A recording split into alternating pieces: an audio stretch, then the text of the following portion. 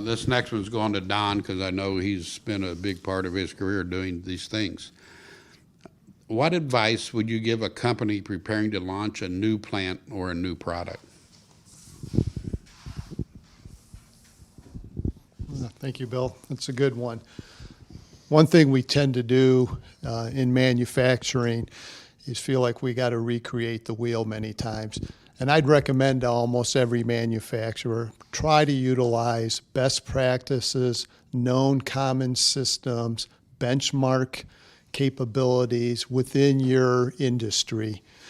When you start with a best practice and a best known system, it allows you to have a baseline that you can network with other individuals that are doing the same process, or you may learn from somebody a better way to do it. It will help accelerate your launch. It will improve on your capability to meet your capacity. It will allow you to build a long-term network of people you can learn from. So always utilize best practices, common systems known in the industry. Don't feel like you have to go recreate the wheel and be that one person out there starting a new process.